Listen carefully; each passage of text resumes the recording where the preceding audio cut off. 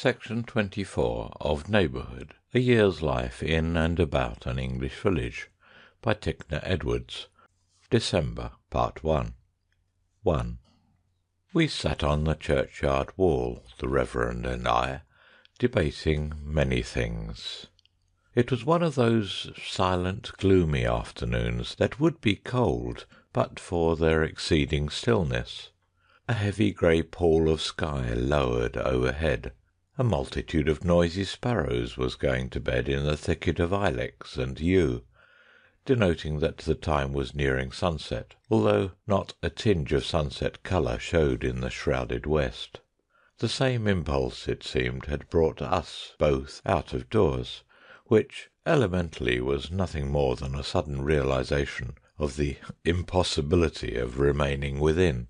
In the whole year's round, perhaps, there come only 2 or 3 days like this. You become the prey of a conviction that something cataclysmic is going to happen. There is a sense of the world slowing down in its age-long, giddy race through the pathless ether, a feeling that its momentum is almost spent, and that any instant it may come to a final stop, to be followed by the last trump and dissolution of all things. The mute house seems alive about you, and full of a sort of terror and foreboding. You're seized with an apprehension that the ceilings and roof are falling in, and hurrying forth, a like doubt comes upon you as to the stability of the sky. It looks so overburdened and unsafe. In this easeless, impotent frame of mind, I came up into the churchyard as being the most reassuring place I could think of, and found the Reverend wandering there for a like reason, and in much the same mood.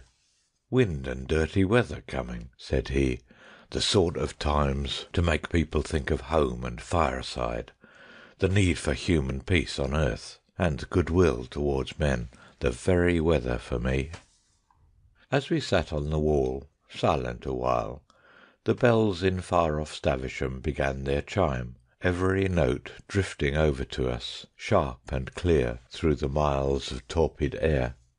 "Winter comin'," he went on, "the winter we all need once a year to knit us closer together. Listen to St. Barnabas practising his Christmas carillons, forging his link in the chain of bell-ringing that in a week or 2 will stretch all round the world. It is my time coming, my own time, for did you ever think how little eyesight matters at Christmas? Blindness is nothing to a man then. Christmas is all glad sound, warm heartbeats, faithful words, and, please God, when the day dawns there shall not be a cottage nest in Windlecombe that does not overflow with these." To see him so deeply moved, and hear him run on presently about his many schemes of comfort and relief, the furtherance of joy and merriment, goodwill and cheer, to be sown broadcast throughout his little domain, was yourself to take the infection irresistibly. Whatever Christmas has become in the great outer world, in Windlecombe he held us year by year to all the old ideals and traditions. As I hearkened to him, the black sky, the sullen, miasmic air lost their significance. I found myself thinking only of the golden light and undimmed azure that must eternally lie beyond and above it all. And now, though I might have heard it long ago, if I had had but the heart to look up and listen, there, high against the drab heaven, a lark soared and sang. 2. The dirty weather has come indeed. For many days I have not seen the tops of the hills. They have been hidden in the rain clouds that have been dragging ceaselessly over the coombe. The rain has not seemed to fall, but to flow horizontally from west to east, a gliding white curtain of water drops hiding all but the nearest houses from the view. And yet, for all the deluge and the sobbing wind, the gloom, the cold, the miry ways, I would not change this solitary, inaccessible spot in England for the best of foreign sunshine, ease, and gaiety to be found by the tideless sea. Perhaps if winter is to be given a place at all in the calendar, it must come in these few weeks leading on to Christmas. It is true that so far as the natural outdoor world is concerned, there is no winter in the human conception of a season of decay and death. In an hour, when the sky lightened a little and the rain ceased its rattle on the window, I went out and found next year's corn greening the hillside, and in all the bare dark woodland there was not a twig without its new buds ripe and ready for another spring.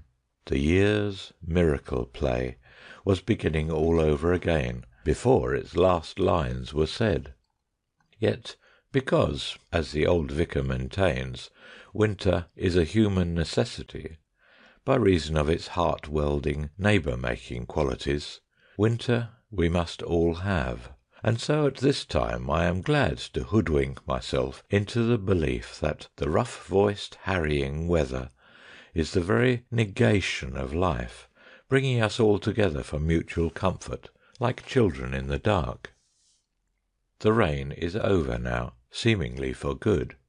Last night at sundown the wind fell, and the grey cloud canopy lifted off to the northward like the opening lid of a box. As the dense cloud pack broke away from the western horizon, the sun burst through and poured a sudden stream of red gold light up the coombe. Before this light had paled, the whole sky was crystal clear, and in the east, just above the earth line, shone the moon, a perfect human face, full-jowled, low-foreheaded, gazing down upon us all with a puzzled, quizzical smile upon her comfortable chops. I came up the street apostrophising her, and ran into a basket, and behind the basket was Greuze. He laid a bunch of lean, bony fingers in my hand. "This is life again," he said feelingly. "To be weather-bound in a caravan, you know. Well, it is a little trying even for common people, but for a genius. Spelthorne, you see, cannot bear any constraint. At home he has a studio as big as a church, and when it rains he walks up and down it. But when he tries that in a caravan, really, I have been very sorry for him, though of course I kept outside as much as I could." I had turned and strolled back with him under the pale December twilight. The new quiet of things, the frosty glimmer of the moon, here and there a star beginning to show, the renovated life of the village about us, all made for peace and content.